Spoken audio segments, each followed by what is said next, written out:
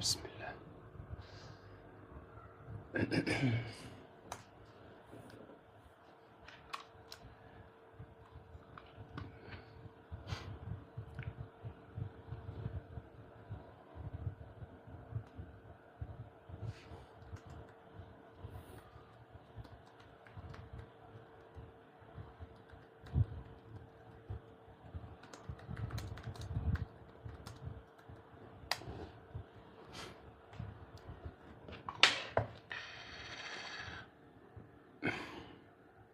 بسم الله.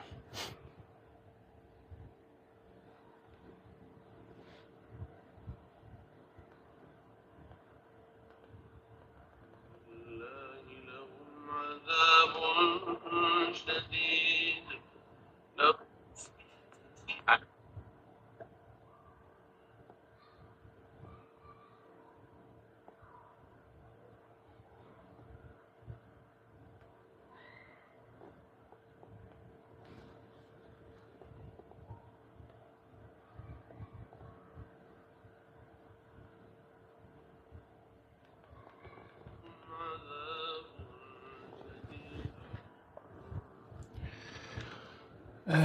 السلام عليكم يا مساء جمال.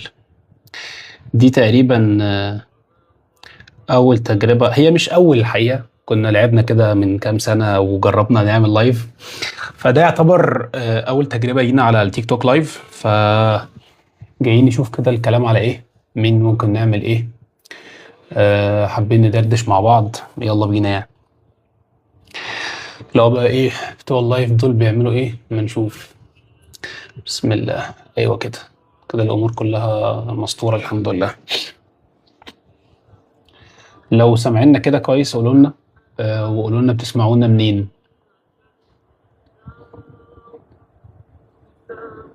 تخصصاتكم، مجال شغلكم، يعني دعونا نعرف.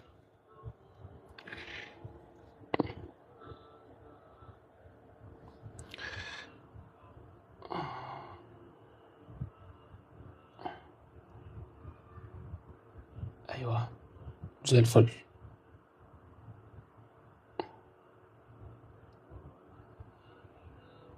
أنا عندي بقى سؤال لخبراء التيك توك، لما اللايف بيخلص هل بيتسيف لوحده ولا لازم أنا أعمل له سيف على البروفايل؟ دي برضو معلومة مهمة جدا أحب أعرف. أهلا أهلا يا محمود بيه، أهلا أهلا منورنا والله، ده الحبايب متجمعين. أنا لسه بستكشف بقى مين فيورز ومين آه لا دي ولا دي. طب امال ايه؟ طيب نسيبها ازاي؟ طيب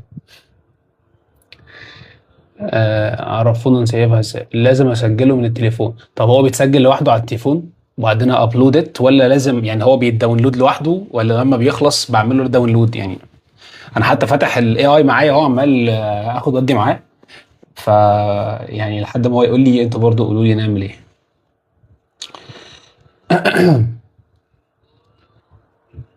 لا مش تسجيل شاشة، بيتسجل جوه في التيك توك. طب خلونا نعرف كده، انا بشوف اهو.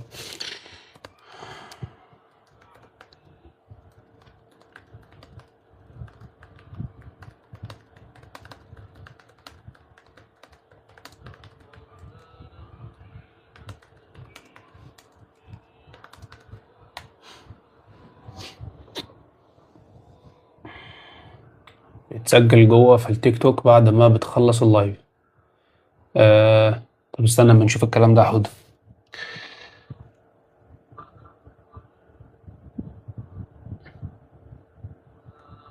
مم، بسم الله. احنا بس بنشوف الدنيا كده علشان يعني ايه، لو حبينا نعمل لايف بعد كده تعليمي او حاجه تديلكم قيمه، نبقى فاهمين، ما نبقاش داخلين كده ايه مش فاهمين اي حاجه في اي حاجه يعني. هو بيقول لي ادخل على البروفايل، اختار منيو سيتنج اند برايفسي، وبعد كده اختار لايف. حاضر نعمل كده. ندخل على بروفايل، ندخل يا سيدي، بعد كده اختار منيو، وبعد كده ولا احنا فاهمين حاجة؟ طيب خير. خير ان شاء الله خير. آه لا انا ليا ناس صحابي يا زهراء بيبقوا عاملين لايف عادي وبلاقيه، يعني مش بس مش عارف هم بيعملوه ازاي يعني. فاحنا فاحنا هنشوف اهو.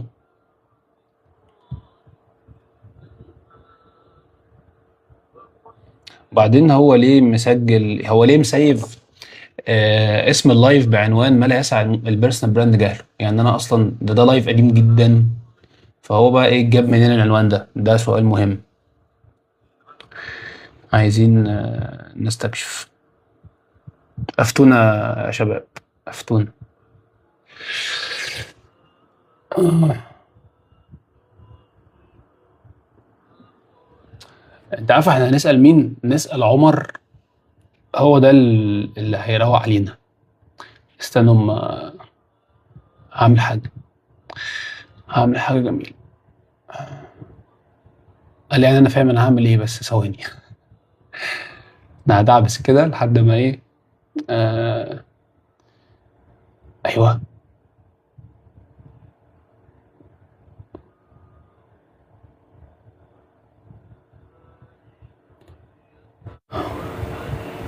هو مفيش غيره، عمر عبد الناصر بيه. ملك عمر عبد الناصر بيه هو ده منقذ المواقف التكتوكية. انت عمال يا عم تقولي حاجات غريبة يا عم، ريبلاي وحاجات، شكل الاي اي كمان بيخرب. ما علينا، سيبك منه خالص عشان ايه، احنا ننده على عمر هو اللي هيظبط لنا الحوار ده. قعد يقول لي تعالى اقول لك، وانا اللي قعدت اقول له لا.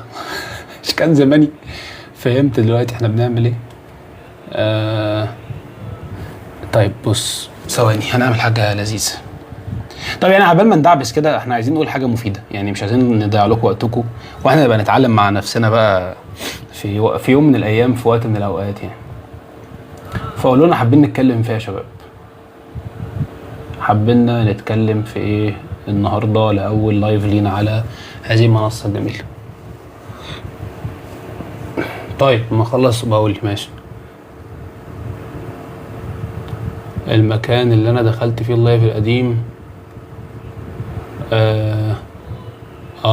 ممكن فعلا تصدقوا. بس انا ما يعني انا لما عملت جو لايف هو ما خيرنيش، هو جاب يعني جاب الاوبشن على طول للقديم، ما ادانيش اختيارات يعني. بس تمام نظبطها احنا دي بعدين. حابين نتكلم في النهارده علشان بس ما نضيعلكوش وقتكم، ونبقى نتعلم هذه الامور الجميله بعدين يعني. عايزين اول لايف يبقى مثمر. نقول ايه، نتكلم في ايه، حابين نرزل عليكم في ايه. بسم الله.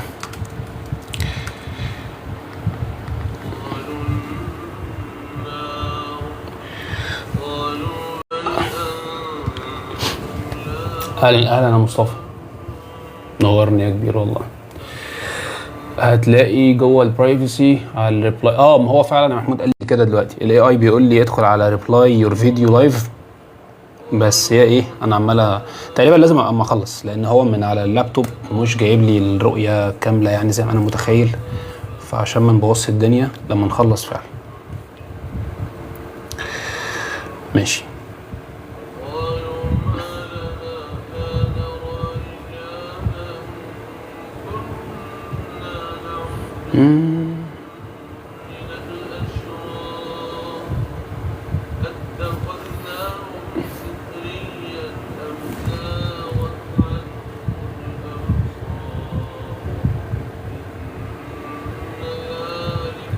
هو اصلا ابلكيشن مريب يعني، فاهم؟ تلاقي نفسك دخلت فجأة كده في حاجة يعني ما تفهمش. ثقب اسود. انا هنا اهو محمود اهو بشوف اللي انت بتقوله، بس كلمة ريبلاي لايف دي عمال ادور عليها. ان شاء الله هنوصل يعني.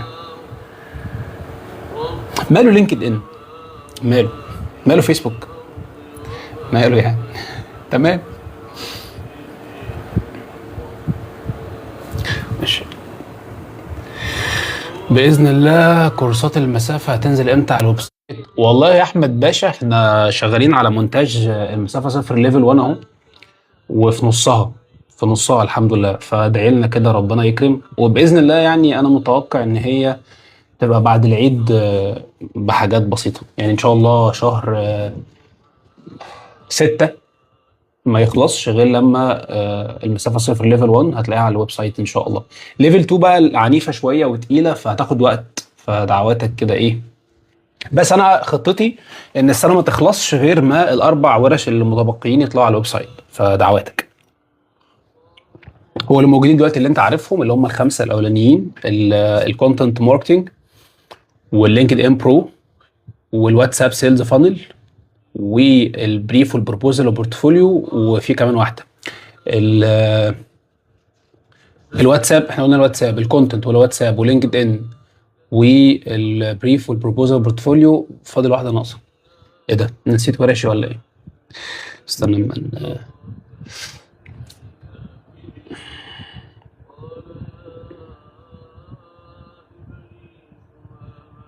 والفريلانسر مايند سيت، عقليه المستقل. دول الخمسه اللي موجودين على الويب سايت. لسه السيرفيس برايسنج، تسعير الخدمات، ولسه المسافه صفر ليفل 1 وليفل 2، والكاستمر ريتنشن او الحفاظ على العملاء. فدعوات بالظبط كده منال، هي الفريلانس دي.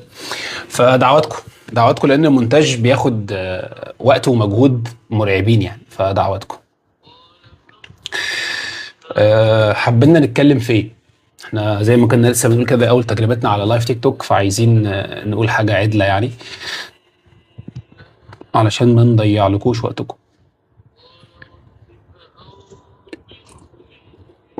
اصلا وانا بدعبس كده من شويه عشان نطلع لايف، دخلت على الوول بتاع النيوز فيد اللي هو بيجيب لقيت لايفات كده عشوائيه: study with me، work with me، مش عارف اعمل ايه with me، حاجات كده غريبه مريبه. فاللي هو يا جماعه، هو النوع ده من الكونتنت فاميليار على تيك توك؟ يعني الناس بتحب تشوفه وتستفيد منه فعلا، ولا ده بيضيع الوقت؟ فقولوا لي ايه الدنيا. البراندنج، عايزين نتكلم ايه في البراندنج يا رافض بيه؟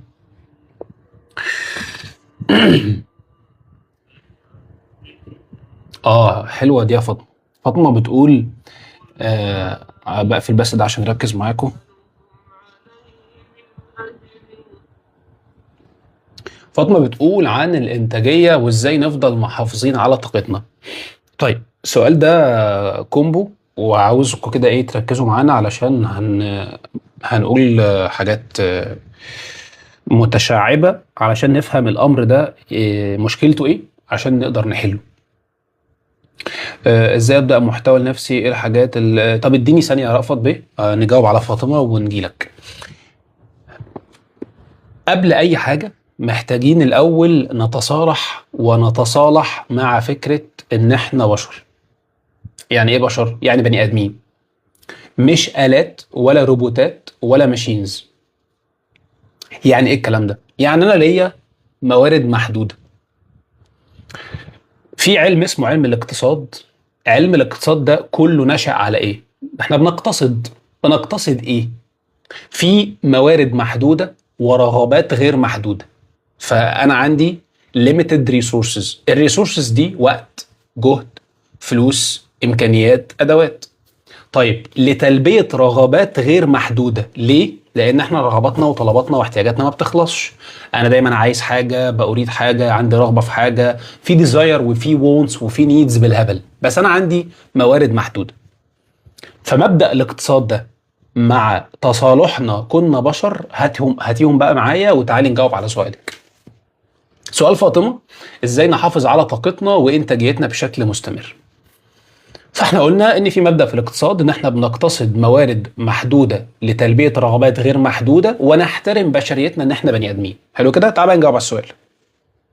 احنا النهارده يومنا فيه 24 ساعة، بيتقسم ما بين نوم وعبادات اللي هي الفرائض، واجتماعيات، وأسرة، وفاميلي وعيلة، وأصدقاء، حياة اجتماعية، وشغل، وحاجات كتير قوي.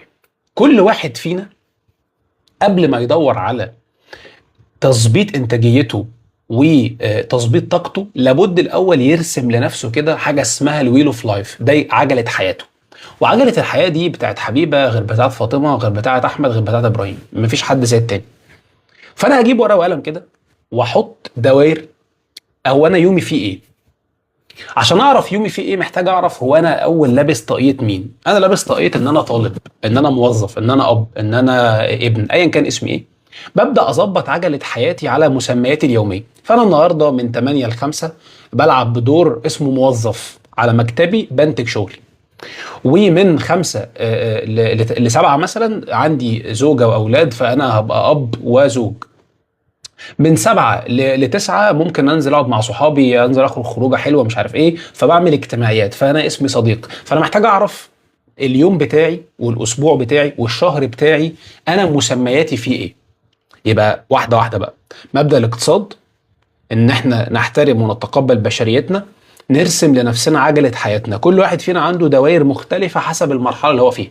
فاكيد عجله حياه علي اللي في تانية جامعه مش هتبقى زي عجله حياه ريم اللي في اولى ثانوي، مش هتبقى زي عجله ابراهيم اللي عنده 30 سنه بيشتغل بقاله 10 سنين في السوق. كل واحد من دول له عجله الحياه بتاعته هو. ما بيجيبش عجله حياه حد يحطها عليه، وقتها يحبط ويكتئب ويحس انه دايما فايته حاجه. حلو كده. تعالي بقى نتكلم على فكره الطاقه والانتاجيه. انا بعد ما عرفت ان في مبدا اقتصادي جميل قايم على موارد محدوده لتلبيه رغبات غير محدوده، واحترمت بشريتي كوني بني ادم عندي طاقات، وكمان رسمت عجله حياتي، وقتها هبدا اسال نفسي كام سؤال جمال كده. هو انا النهارده محتاج احافظ على طاقتي في ايه؟ مش ازاي، في ايه؟ محتاج احافظ على طاقتي في الحاجات المحدوده. ما انت قلت لي في وقت محدود وطاقه محدوده. لو انا وعيت بشكل واعي جدا ان انا طاقتي ووقتي ومواردي محدوده بكامل قواي العقليه والذهنيه والمنطقيه، هوفر الطاقه دي لان انا عارف انها محدوده، وهبدا اختار المعارك اللي انا هحارب فيها.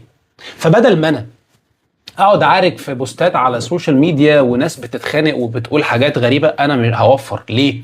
انا مواردي محدوده. فانا قايم عندي ساعتين طاقه هضيعهم في ايه؟ في الحاجه اللي انا عايز احارب فيه، في الحاجه اللي انا عايز اعارك فيه. لكن انا بضيع هنا 5 دقائق في حديث جانبي، و3 4 دقائق في خناقه على كومنتس، ونص ساعه مع صاحبتي على في التليفون، و5 دقائق مع زميلتي مش عارف ايه. فهتلاقي نفسك طول اليوم مستهلكه ومنهكه بشكل يخض. هتيجي بقى تحطي ايفورت في اللي انت بتبذلي فيه عشان تنتجي زيرو. ليه؟ لان هي مورد محدود. فبالتالي ازاي احافظ على طاقتي؟ الاول هو انا عايز احافظ على طاقتي في ايه؟ السؤال التاني بقى، ليه عايز احافظ على طاقتي؟ عشان احقق هدف. فانا النهارده عايز اوفر طاقتي ان انا اعمل اللايف ده. هدفك منه ايه؟ ان انا اعلم الناس مثلا في حته الكارير، في حته البيرسونال براندنج، في حته البرودكتيفيتي والانتاجيه. حلو. يبقى انا لما اجي احط ده اولويه، قدامي نص ساعه مكالمه ممكن تبقى بتضيع لي وقتي او بتقرف لي طاقتي النفسيه او بتزعجني، لا انا هوفرها في النص ساعه او في الربع ساعه اللي انا هطلع فيها اعمل لايف، لان في هدف واضح انا عايز اوصله. فانا وقتها هوفر الطاقه بتاعت الخناقه دي واحطها في الطاقه بتاعه لايف التيك توك ده، عشان عايز احقق بيه اوبجيكتيف او هدف.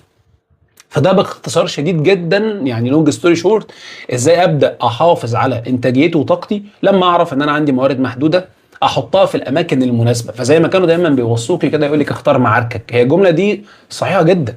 انت بتتخانق فين؟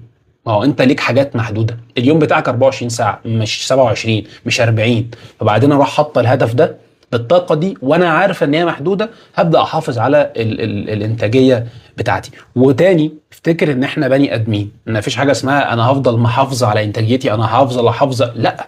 لان احنا بشر بنصيب وبنخطئ، وفي بيكس وفي ابس اند داونز، وفي مره هصحى كويس ومره هصحى وحش.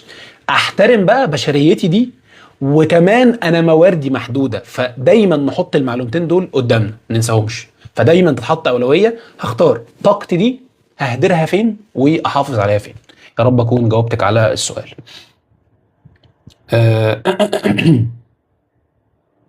بالظبط كده، تحديد اهدافي اللي بيخدم طريقتي وبسطتي. وطبعا انت يعني من الناس اللي حضرت معانا قبل كده ديزاينر كارير، وعارف فكره اللايف بيربس، وعارف فكره الاهداف. فلما بيكون واحد عنده بعد رؤيه وفيجن، بيحاول على قد ما يقدر يلعب في الدوائر اللي هتخدمه ويبعد عن الدوائر اللي هتهلكه. فانت اكيد برضو هتلاقيك الكلام ده ببعضه يعني. على راسي على راسي. طيب كان في بقى رأفت قال سؤال عن البراندنج، فانا عايز اجيبه تاني علشان هو العيب بتاع التيك توك ان الشات بتاعه، قصدي اسمه ايه، الكومنتس بتاعته صغيره قوي، فانا عشان اوصل للحاجه بتعب جدا، فانا عايز اوصلها على الجهاز التاني علشان يبقى الموضوع ابسط، فانا بحاول اعمل كده دلوقتي عشان بس ابقى شايف الكومنتس قدامكم وابقى عارف ارد عليكم. بس انا بقى مش عارف هنعرف نعمل كده ازاي. ايوه اهو. يا سلام. ممتنة لحضرتك والكورسات اللي حضرتها معاك، منورانا دايما يا فاطمة، والله ده شرف ليا، ربنا يسعدك.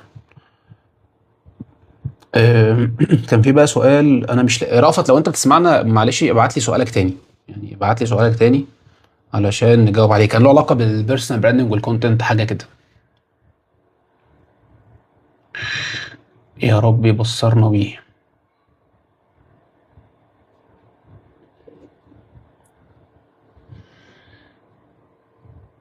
فتحي بيقول على بال ما رأفت يرد علينا، نحل ازاي مشكلة ان لو حاجة كانت متحددة من 7 ل 9 وسرحت للساعة 11، ايه المشكلة؟ يعني تاني، عشان احنا ما بنتقبلش بشريتنا وما بنتقبلش الساعة اللي احنا فيه، مش الحاجة اتحققت. بص يا احمد بيه، انت حاطط هدف ان انا اقرأ الكام صفحة دي في ربع ساعة، هم 10 صفحات، مش الهدف اتحقق، انتجت، استفدت وانبسطت، ليه بقى نزعل ونقطع في شراييننا ونتضايق؟ ما خلاص، هو انا هعمل نفسي حبل مشنقه لو اتاخرت ربع ساعه؟ طول ما انا مش ضايق، مش جاي على حاجه تانية كانت اولويه، خلاص انا هزعل نفسي ليه؟ بس انا وصيتي ليك بقى مسبقا قبل ما نوصل للمرحله دي، ايه هي؟ حضرتك قبل ما بتنام بتعمل الحاجه اللي مطلوبه منك بكره، فاختار من 3 ل 5 تاسكات ما ينفعش اليوم يخلص من غيرهم، وهون على نفسك، مش 17 تاسك، من 3 ل 5 الكور، اللي هو لو اليوم عدى من غيرهم هبقى انا كده راح في داهيه، شغلي هيتاخر، الديدلاين هيتخرب، عميل هيزعل، شركه مش عارف ايه. فانا عارف ان انا قبل ما انام انا بكره مطلوب مني ايه، 1 2 3، فانا هصحى الصبح مخك ما بيبقاش جاهز انه يخطط، هو جاهز انه ينفذ. فانت بص كده، مثال بسيط عملي واحنا قاعدين اهو، فمثلا ده اليوم والحاجات اللي انا محتاج اعملها، 3 حاجات خلصت، فانا قاعد كده على اللابتوب وقدامي التابلت والتليفون، انا بعمل ايه دلوقتي؟ انا المفروض انزل بوست عن رحله ديزاينر كارير كرافت يور براند، طب هو نزل؟ لا، طب انا ما نزلتوش ليه؟ ده كان اولويه، هموت نفسي خلاص، ما عرفتش اعمله الصبح، اعمله دلوقتي. طيب وبعد كده محتاج ابعت للمونتير يعمل مش عارف ايه، تمام، وبعد كده محتاج اضيف الناس في جروب الكامب، خلاص خلصنا جدا، في ورد، في مذاكره، في بتاع، هونا عشان لما اجي اخلص اليوم ما بقاش كربست على دماغي 1000 تاسك وارجع بقى احبط، يا لهوي انا مش نافع، انا مش فالح، وانا اصلا عملت كده بايدي، طب ما ليه من الاول؟ فقبل ما تنام حدد لنفسك 3 تاسكات اليوم مش هينفع غير بيهم، وهونا بقى في مرونه الوقت، ليه؟ لانك بني ادم، واوعى تنسى ان انت بني ادم. يا رب اكون جاوبتك على السؤال. أه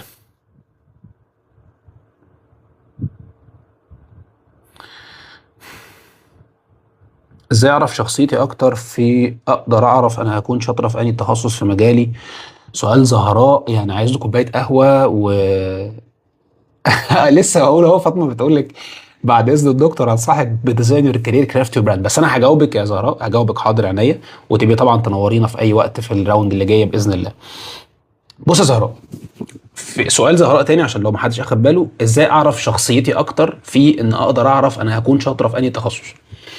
سؤال زهراء ده بيقول لعلم اسمه الاويرنس، علم الوعي، وفكرة الوعي زي ما قلنا من شوية عجلة الحياة، فالوعي برضو له عجلة ويل اوف اويرنس.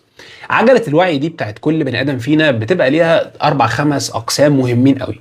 في وعي روحاني له علاقة بعلاقتي بربنا، فقهي، عقيدتي، معتقداتي، ايمانياتي، الحاجات اللي هي مني لربنا، فده اول حاجه.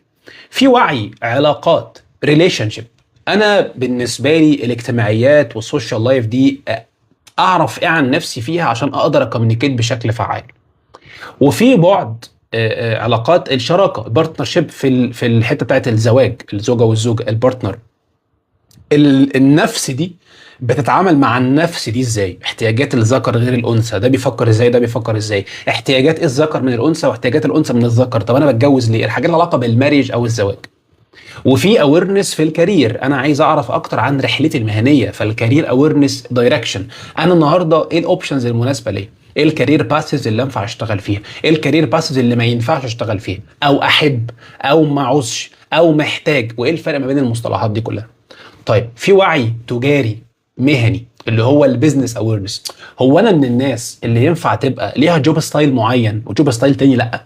هل انا ينفع ابقى رائد اعمال، ينفع افتح شركه، ينفع ابقى بيج بوس، ينفع ابقى مانجر، ينفع ابقى ليدر؟ انا ايه في الحته بتاعت الكوميرشال؟ فالوعي ده كتير جدا. فدي اول معلومه. المعلومه الثانيه، زهراء بتسال بقى اعرف شخصيتي، بص عشان احدد الكارير المناسب. فهي عملت ايه بقى؟ ربطت وعيين ببعض، سيلف اويرنس بكارير اويرنس. طب مين بيجي الاول؟ انا النهارده اسمي زهراء، قاعده بفتح السوشيال ميديا، اكتر من 40,000 كارير باس وكل ساعه بيزيدوا. فاصبح مين ثابت ومين متحرك؟ انا ثابته، والمجالات عماله تتغير، في داينامكس، في اوبشنز، في الترناتيفز، في بدايل، في كميه حاجات مرعبه. فلو النهارده زهراء قررت تدخل مجال الكونتنت كريشن، بعد يومين ثلاثه هوب بيطلع لها حاجه ثانيه، الاس اي او، الجي اي او، الكوبي رايتنج، الكونفرجن كوبي رايتنج، الافيليت. طب وبعدين يا جماعه؟ طب انا هكمل في ايه؟ فيبدا المتغيرات اللي بره دي تهزها وتخليها مش واثقه كفايه في الاتجاه اللي هي قررت تخشه. اللي يحل المعضله ايه دي بقى؟ ان انا ارجع ستيب باك واقول في هنا كارير بس، تمام. هو انا بدور على الافضل ولا الاحسن ولا الاعلى ولا ايه؟ عشان انا بدور على الافضل هيفضل دايما في افضل، عشان انا بدور على الاحلى هيفضل دايما في احلى، عشان انا بدور على الاقوى هيبقى دايما في اقوى. ليه؟ جبناها منين دي؟ في الكوجنيتيف بايسز او في التحيزات المعرفيه والفكريه حاجه اسمها الكونتراست افكت، نظريه التباين. بص كده، لو انا هجيب مثلا المسطره دي، قصيره ولا طويله؟ هتقول لي عاديه. لو انا جيت قلت لك المسطره دي بالنسبه للمسطره دي قصيره ولا طويله؟ هتقول لي حطهم كده قدام بعض، لا والله دي بقت اقصر. لا، طب ما هي حالا انت ما كنتش عارف تحطها في اعراب، ليه عرفت لما وريتك حاجه تانية؟ عشان قارنتها بيها. فانا مثلا معايا 100 جنيه، الورقه الأمومية دي قيمتها كبيره ولا صغيره؟ 100 جنيه. طب علي معاه 100,000، يا لهوي ده ملهاش لازمه. هو هنا قيمه ال 100 جنيه ما زادتش وقلت، لا، مقارنه قيمه ال 100 بقيمه ال 100,000، فانت قلت دي ملهاش لازمه. ايه علاقه ده بسؤال زهراء؟ انا بقى بقول الجرافيك ديزاين افضل من الكونتنت، تمام. فده معناه ان لو انا شلت الكونتنت، الجرافيك هيبقى ايه محله من الاعراب؟ عادي. فزهراء بقى، مش بتكلم على زهراء كزهراء، لا، حد في حاله زهراء.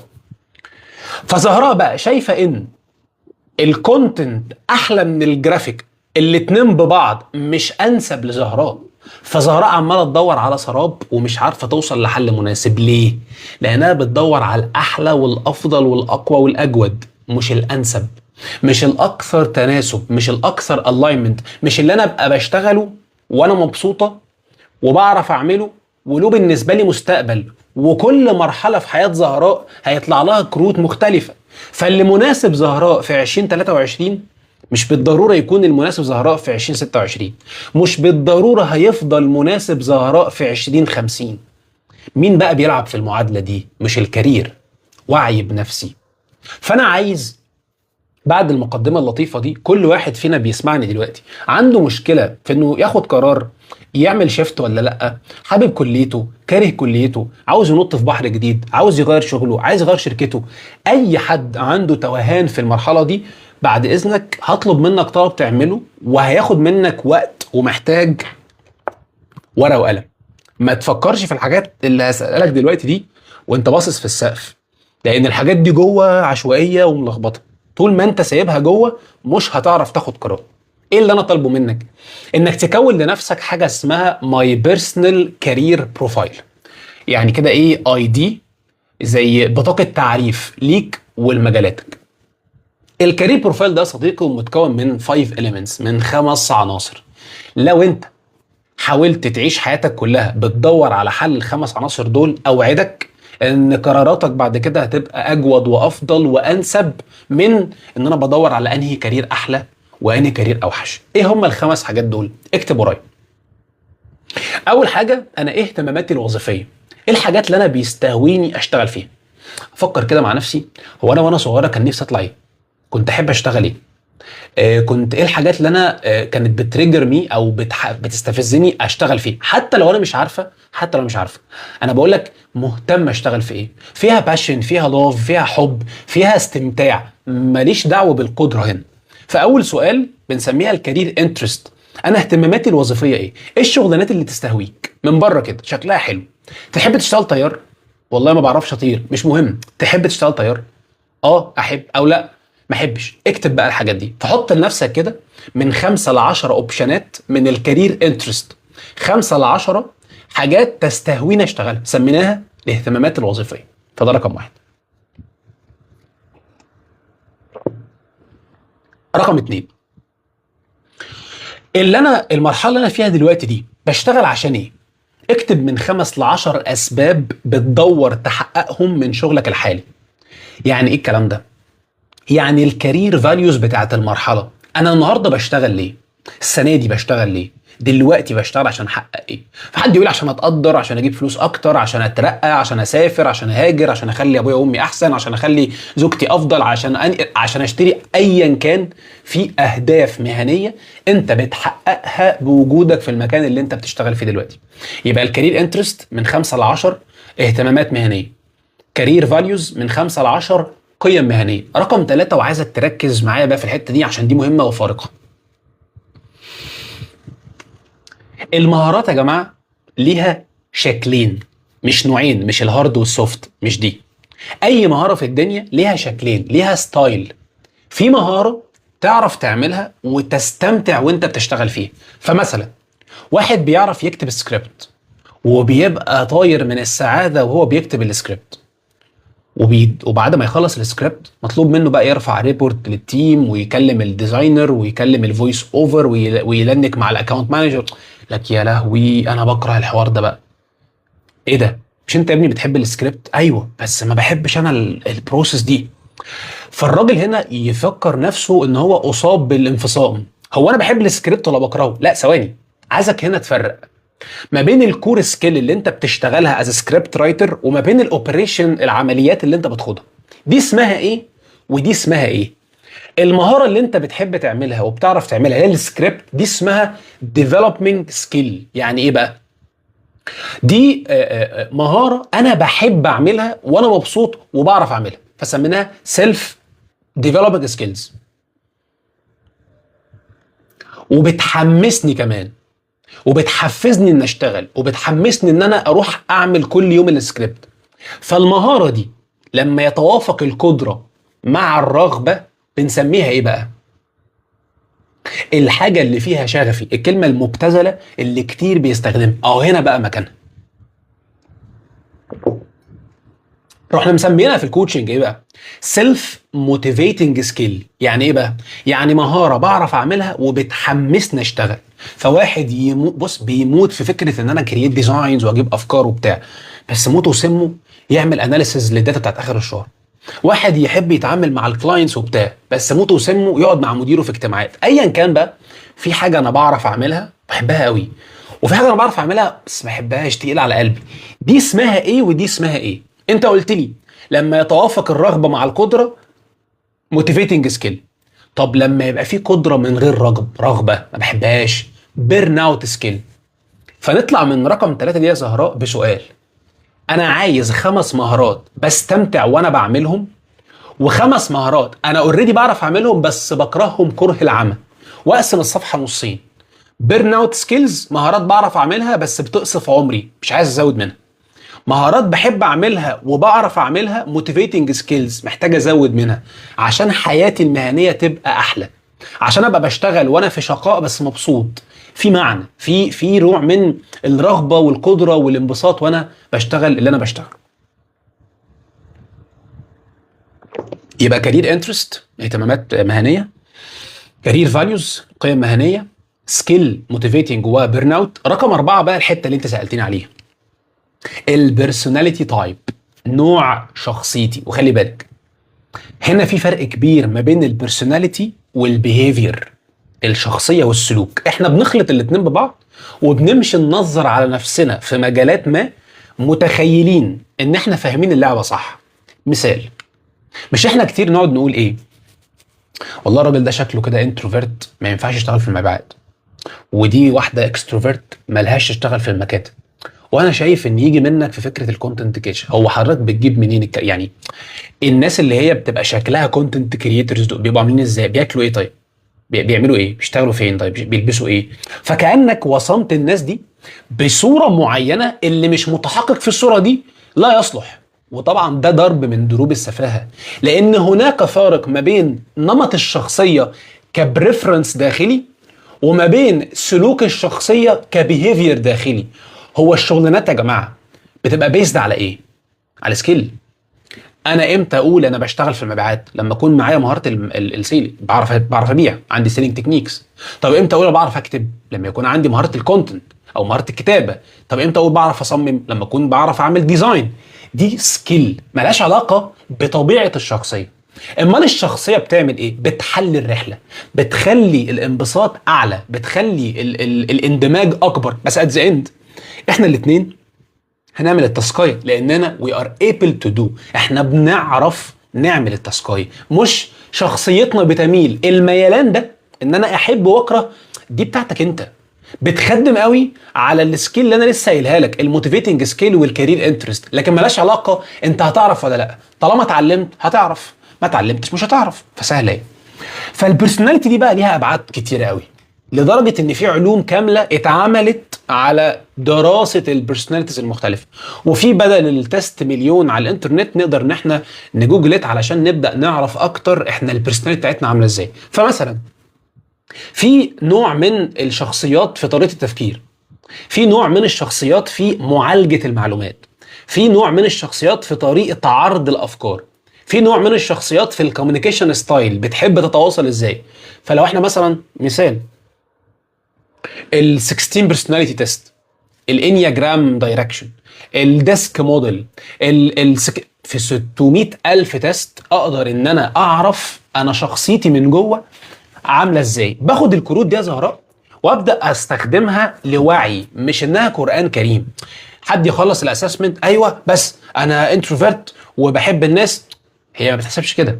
انا عايزه اعرف عن نفسي اكتر. ليه؟ عشان لما ادخل مجال في بني ادمين وهلك وسوشيال وبتاع، اعرف انا ليه مبسوطه وليه متضايقه.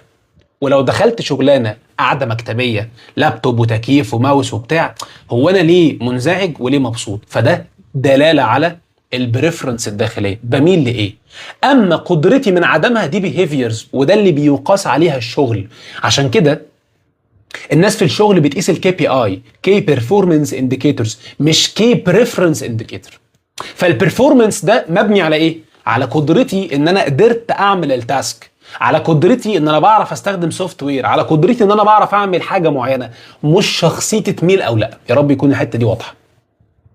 يبقى تاني، كارير انترست، كارير فاليوز، سكيلز، بيرن اوت وموتيفيتنج. البرسوناليتي اخر حاجه بقى، ودي الحاجه الكريزه اللي بتحزم كل ده.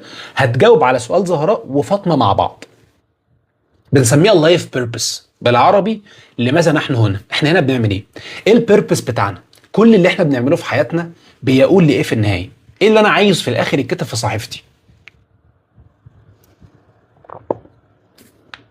لما اسيب الدنيا وامشي من هنا، هيبقى الحاجات اللي انا عملتها دي بتلنك في ايه؟ بتروح فين؟ فانا عايز انشر وعي عن السيلف اويرنس والكارير استابليشمنت والديفلوبمنت وبتاع. طب ايه عوار اللي انت بتعمله يحقق البيربس ده؟ بعمل كونتنت، اعمل فيديوز، واطلع في بودكاست، واكتب كتب، واعمل مقالات، واطلع لايفز. ليه؟ عندي بيربس. اعمل كوتشنج سيشنز، اعمل جروب كوتشنج، اعمل ديزاينر كارير، اعمل سيلف اويرنس، اعمل بيرسونال براندنج. ليه؟ عندي بيربس. وقتها بيتحول الشقاء لميننج، لمعنى بيدرايف حضرتك وبيسوق حضرتك انك تقومي كل يوم الصبح تشتغلي، مش عشان شغف ومش شغف والكلام الهبل ده، لا، عشان في معنى، عشان في meaning behind، في معنى وراء هذا الشقاء. فتروح الام بتربي ولادها وتعبانه وشقيانه ومش طايقه نفسها، فتقولي لها هو انت إيه اللي مصبرك على الكلام ده؟ ياه، دي احلى حاجه في الدنيا، طلع ولد كده حافظ كتاب ربنا وتقي وشاطر وبيجتهد والناس عارفه ان هو راجل محترم وصوت طيبه، ده انا كده عملت احلى سي في الدنيا. عندها بيربس حتى لو ما قالتوش، ده بيسوقها كل يوم تقوم تعمل الاكل والشرب وتعمل له مش عارف ايه وتمسح له ايه وتغير له ايه والكفوله والبامبرز. ليه؟ في اوبجيكتيف كبير، انا بعمل ايه في حياتي، انا وهبت حياتي للمخلوق ده عشان يطلع كيان كبير. فتاني، اعرف شخصيتي عشان اشوف المجال المناسب ليا يا زهراء لما اجاوب على الخمس كروت دول. انا ايه اهتماماتي المهنيه، ايه قيمي المهنيه، ايه نمط سلوكي وشخصيتي طبعها ايه، المهارات اللي بتحرقني وظيفيا والمهارات اللي بتطورني وبتحمسني، اللايف بيربس بتاعي او الهدف الاسمى اللي انا عايش له. طولت في السؤال بس هو كان لازم اجاوب عليه بالشكل ده، ما كانش ينفع اجاوبك اجابه مقتضبه واطلع اجري. يا رب اكون قدرت اساعدك في هذا السؤال. الكومنتس بقى كتير قوي، فاحنا عايزين ايه يعني، مفيش حاجه تقع مننا، فقولوا لنا كده لو احنا يعني ايه طيرنا حاجه عيدوها لنا تاني. على راسي يا زهراء. وفي ويبينار انا كنت عامله عندنا على الويب سايت اسمه ديزاينر كارير كرافت يور براند، ابقى اسمعيه، هو ساعه وتلت ولسه منزلينه من كام دقيقه فور فري، فالحقي الاكسس قبل ما يتقفل ويرجع لسعره يعني.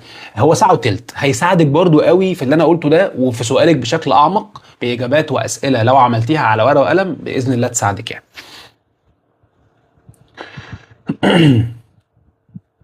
لو انا في اسئله وقعت مني يا جماعه يا ريت ترفعوها لي كده سريعا يعني. آه، يا دكتور حضرتك عندك كورس تفاوض مع العملاء، وازاي لو عميل عنده اعتراض ده هندله ولا دي بتبقى فكره ورشه جديده؟ بص يا احمد، هو السيلينج اوبجكشن، اعتراضات المبيعات، ده عالم تاني خالص، بس احنا كنا شرحنا جزء منه في اكتر من ورشه في السيرفيس برايسنج لما كنا بنتكلم على الاعتراض على السعر، واتكلمنا عنه في الكاستمر ريتنشن، الناس اللي بتعترض على البيزنس بتاعك ازاي تكسبها في وقت لايف تايم فاليو اعلى، وكنا اتكلمنا عنها في البريف والبروبوزل لما كنا بنقول ازاي ناخد بريف من العميل عشان نقلل اعتراضاته. فده بالنسبه بشكل كبير الثلاث ورش دول بيساعدوك بشكل او اكتر ان هم يساعدوك في فكره هندله الاعتراضات. لكن باذن الله السيلينج اوبجكشن ده قصه تاني خالص وقسم تاني خالص، لو ربنا ادانا الاذن والعمر نبقى نعمل له حاجه في المستقبل يعني. ده ينطبق عليا حتى لو كنت بسأل عن تخصص، لان من 3 سنين بص يا بقى يا زهراء، يندرج على الكلية واختيار الجامعة واختيار الصناعة والمجال والشغلانة والتخصص والتايتل. يعني انا محتار ما بين كليتين، ما بين جامعتين، ما بين تخصصين، ما بين تو ميجرز، ما بين دايركشنز، ما بين اندستريز، ما بين فيلد، ما بين كاريرز، كلهم يندرجوا. فواحد عاوز يتخصص في الكونتنت كرييشن، ايوه، تكست ولا فيجوالز، اوديتوريال ولا مونتاج، وهكذا، تندرج طبعا على اي موفمنت او اي حركه عندك فيها توهان او تشتت هتساعدك.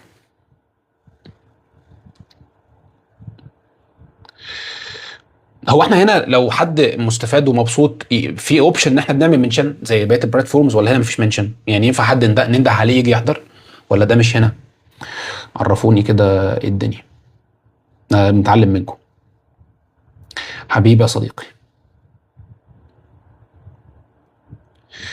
غالبا حضرتك رديت على السؤال اللي فوق. انت اكيد قصدك بتاع التخصص بالظبط كده، احنا كنا جاوبناه برضه.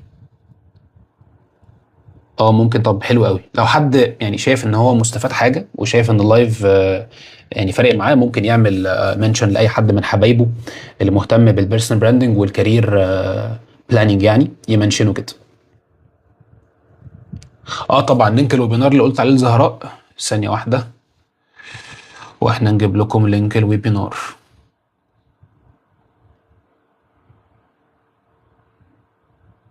اتفضل يا اللي سأل بقى، فين؟ انا مش لاقيه بس عشان مش عارف اعمل ريبلاي يعني. هو بيقول لي ما ينفعش ان انا اعمل طب ثانية واحدة. اعتقد هو اللي انا هسيبه ده. ده هو ما ينفعش اعمل لينكات هنا. انا سجلت. طب زي الفل يا زهراء، لو ينفع تجيب اللينك هاتيه، لان هو مانعني تقريبا. تيك توك ما بيحبش اي اكسترنال لينك يعني. اي حاجات بنتعلمها مع الوقت. وعشان ننده عليه ندوس ضغطنا على الشاشه برضو. يا سلام عليك، يا سلام عليك. ماشي. اعتقد ضغطنا على الشاشه ده اللي هو هتعمل قلوب، صح؟ طيب مين عنده سؤال تاني ما جاوبناهوش؟ تج... تجميل. لا ربنا يبعدنا يعني. ربنا يبعدنا والله. انا دخلت عليه من سنه كده اتخضيت. يعني كنت وقتها كنت عامل لايف تقريبا بتكلم فيه عن البيرسونال براندنج، اعتقد هتبقي فاكر اللايف ده. وبعدين كنت منزل اللايف على انستجرام وفيسبوك وتيك توك، فكانوا الثلاثه قدامي. الفيسبوك شغال زي الفل، انستجرام شغال، التيك توك بقى عمال يجيب لي شاشات وحاجات حمراء وورود وكلاب وحاجات بتنط. فلو طب انت عايز مني ايه؟ طب انا شغال بشرح، اعمل لك ايه دلوقتي؟ فمن ساعتها حلفت والله ما انا راجع له تاني. الضغطين احسن، دي حقيقه يعني، دي حقيقه. وبعدين بقى كاتب لي هنا ايه؟ روز ولاف ايجيبت و ايه الحاجات دي؟ انا خايف ادوس على حاجه لحسن احرق اللابتوب باين ولا احرق الاكونت. انا مش هدوس يعني. قاعد عايز ياخد له كورس في استخدام تيك توك. يا جماعه ده لينكد ان اسهل، اللي انتوا بتخافوا منه ده لينكد ان طلع اسهل بكتير. ده الموضوع بسيط يعني. هدايا اوكي. يعني انا ينفع ابعت هديه لنفسي؟ طب استنى اما اجرب كده. خد دي. اكيد لا، مش هينفع. مش. طب اشمعنى بقى زهراء انتوا تقدروا تعملوا لينكس وانا لا؟ طبعا يا زهراء ممكن ايه ده؟ لا، ما انا عمال اسجل اهو، بس هو مش راضي يعمل بند. فانا ممكن اعمل هنا من هنا. استني هجرب العب هنا اشوف كده. لا، للاسف يا زهراء مش نافع. بس انا برضو بشوف ناس بتعمل الحاجات دي. احنا عايزين نتعلم هذه الحاجات. هو عمر عبد الناصر اللي هيجيبها لنا في شوال. حاضر. انا هظبط انا مع الدنيا دي. وبالمره اجيب الترايبود اللي انا ناسيه عنده بقاله سنه ده.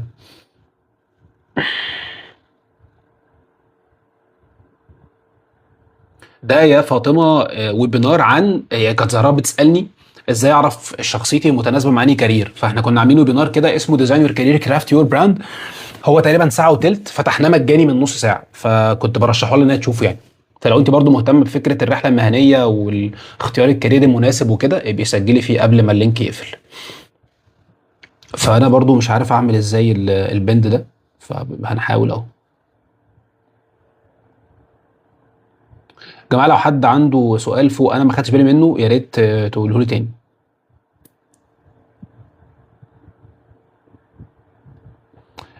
ما شاء الله. هو كريتش او بيع اعتقد افضل من الفيسبوك كبيع، بس محتاج استمراريه. دي حقيقه، دي حقيقه. وكل الاتجاه بتاع التيك توك بعد ما بقى يعني بقى بعد ما نضف، لان هو كان في الاول ما كانش افضل حاجه. الواحد عاوز يعمل كده فعلا، يعني يحطه في جدوله كده كل كام يوم يطلع يصدعكوا شويه بحاجه في الكارير او في البيرسونال براندنج. وان شاء الله نحاول نستمر على ده. فدعواتكم يعني. المهم ان انتوا يعني تبقوا حابين ده. ولو احنا طلعنا هلاقي ناس تهتم تسمع، ولا ما نجيش احسن، ولا ايه؟ قولوا لي. طبعا ممكن اعمل لك ادمن. ده بقى حوار تاني. استنى اما نشوف. هنا في حاجه اسمها. لا، هو بيقول لي ميكا مودريتور، لكن ما فيش ادمن دي خالص. فقولوا لي كده لو حابين ان احنا نعمل كده كل كام يوم، نطلع نصايه ساعه نتكلم في الكارير، في الهويه، في الوعي. قولوا لي واحنا نظبط جدولنا يعني. آه، هو التيك توك انا بقالي سنه ونص عليه، بس ما كنتش بعلن. كنت لسه بتست البلاتفورم فيها ايه يعني. بنشوف ايه اللايكس، ايه الكومنتس، ايه الشيرز، ايه البارتنرشيبس، الحاجات دي. فكنا بنشوف. قعدت سنه تيست لحد ما يعني بشكل او باخر يعني قعدت افهم شويه كده. حتى الكونتنت هتلاقيه عشوائي شويه. بجرب حاجات بتفيرل، حاجات لا. فكنت بذاكره كده عشان انا بحب الحاجه اما اعملها احاول اعملها صح. فقلت اجرب حوار اللايف ده. فسبحان الله يعني كويس ان هو عجبكم وانتم مبسوطين، فنحاول ان احنا نعمل كده يعني. الله يحفظك، الله يحفظك، ربنا يكرمك ويعلي قدرك يا سليمان باشا، عينينا والله نعمل كده. مودريتور حاضر، هعمل كده حالا. زهراء، ماشي، انا كده المفترض عملتك مودريتور.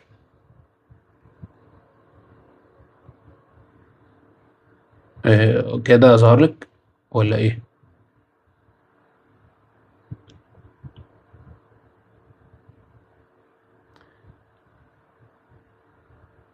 وبنار حول شطارتك من مهاره البيزنس تجيب فلوس، ده معنا برضو. ده بقى البعد التجاري منه يا زهراء. يعني بص، احنا قلنا سيلف اويرنس، كارير اويرنس، بزنس اويرنس. احنا بنعرف عن نفسنا اكتر عشان نشوف الكارير المناسب. الكارير بقى المناسب ده، مثلا زهراء قررت انا هتعلم مهاره الكونتنت، الجرافيك، السكريبت عشان اشتغل بيها.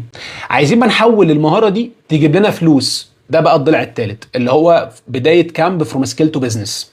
فلما تسمعي الساعه او تقريبا ساعتين الويبينار بتاع حول اشترطك مهاره بيزنس، ده هو المدخل للكامب الكبير اللي هو 100 ساعه، حوالي 25 يوم، 9 ورش. فده بيعلمك بقى من الاول للاخر عقليه بقى البيزنس بيفكر ازاي، ناخد بريف من العميل ازاي، نعمل بيرسونال براندنج، كونتنت ماركتنج، برايسنج، وهكذا. فده البعد الثاني لما تخلصي ديزاينر كارير ابقي شوفيه ان شاء الله. آه، هو انت كده مش مودريتور ليه؟ يعني انا عملت لك مودريتور بس هو مش راضي يعمل لك مودريتور، فانا مش عارف. آه، ماشي. هو برضو قولوا لي عشان في حاجه غريبه انا عاوز استكشفها. هو ازاي في هنا 4000 رياكشن وهنا العدد مش عارف 10 ولا 20 رقم مش فاهم يعني ازاي العلاقه ما بين الارقام وما بين اسمه ايه ده، مش متسقين خالص. فمش عارف بقى ده ليه، ده سببه ايه.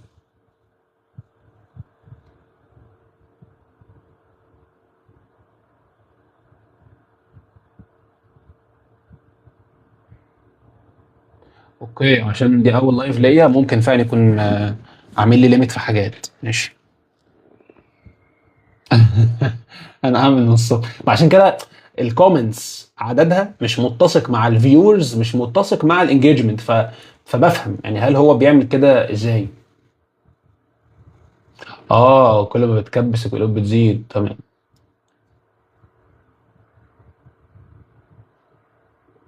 اللي عاملين فولو 4000 واللي عاملين، لا يا فاطمه، ده على البروفايل كله، انا بتكلم على اللايف هنا. يعني انا بتكلم على اللايف هنا. نشوف، نشوف المنظر عندك ايه.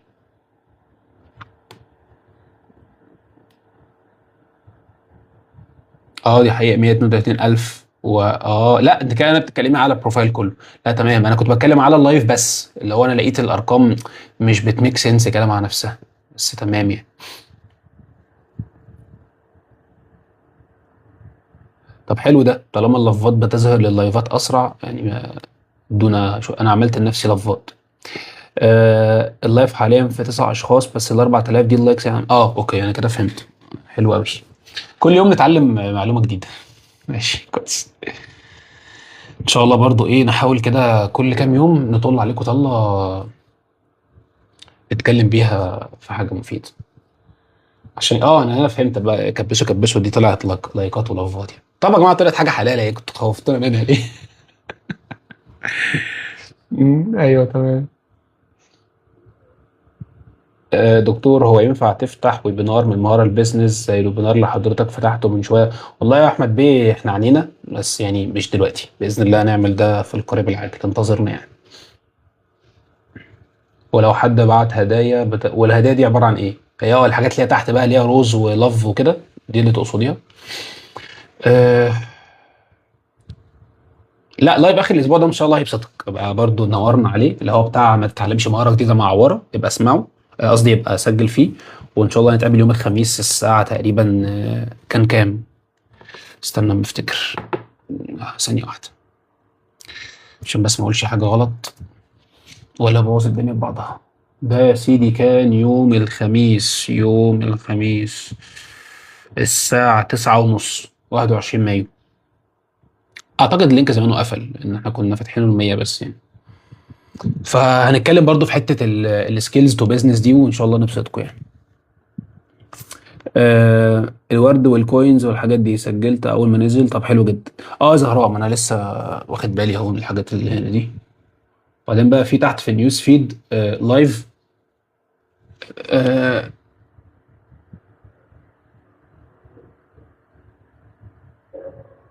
آه،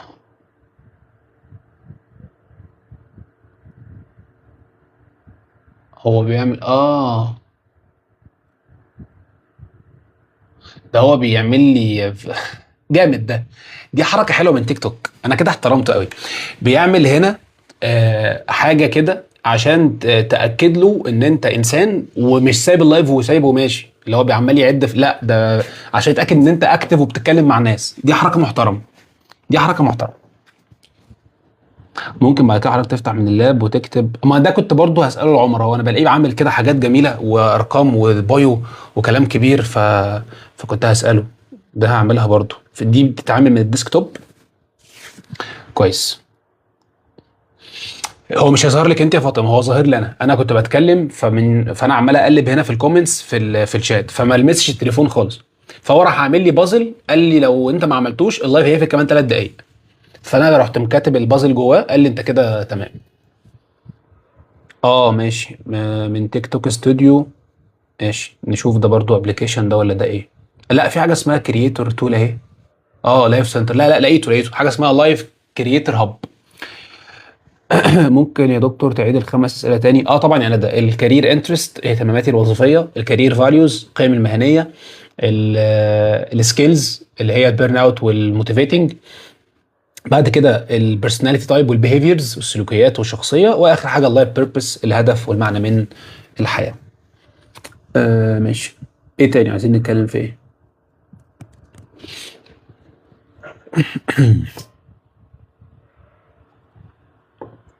عارفه هو لو يعرف يفتح سكرين وايت بورد ونشرح على حاجه هيبقى جامد قوي. هيبقى جامد قوي علشان لو عايزين نشرح حاجه نوضح حاجه تبقى جامده.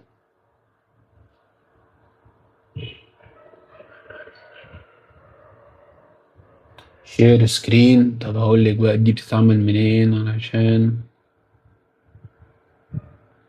آه، من اللاب. ده لازم يكون فاتح من اللاب.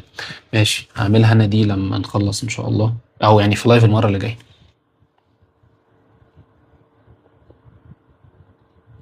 انا بقى اللي شايل همه من ساعتها فكره ان انا سيف اللايف. عايز بقى اعمل زي ما كان محمود بيقول، ونشوف احنا هنعمل ايه. ما انا مركز اهو، كل شويه عمال اعمل حاجات. ممكن سؤال ازاي اظبط الوقت ده عشان ما كنتش معلش سؤال ازاي اظبط الوقت. ياه ده احنا قلنا حاجات كتير قوي. اسمك يا مرعي صح؟ كنا بنتكلم عن الانتاجيه، واتكلمنا عن عجله الحياه، واتكلمنا عن الانسان له طاقه محدوده يعني لو اللايف ده ربنا كرم وتسجل ابقى اسمعه تاني يعني ان شاء الله ما يبص، ونحاول يكون متسجل يعني. طيب انا مش عايز اطول عليكم، احنا كنا بس بنجرب كده نشوف الموضوع هيبسطكم ولا لا، بس الحمد لله التجربه لذيذه يعني، ان شاء الله ما تكونش اخر مره. هحاول قدر المستطاع ان احنا نحط اللايف ده في اولويه يومنا يعني. وطالما في بالليل بيبقى حلو ليكم قولوا لي برضو، ولو في ايام معينه حابين نطلع فيها قولوا لي برضو عشان ايه تبقى مناسبه ليا وليكم. انا لسه بقولها ندى عايزين نشوف اللايف ده ممكن نثبته امتى، نثبته كل كام يوم يعني، لسه هشوف الدنيا عندي، ويعني هقول لكم الابديتس على الستوريز زي ما انتم متعودين، او على الفيسبوك يعني باذن الله.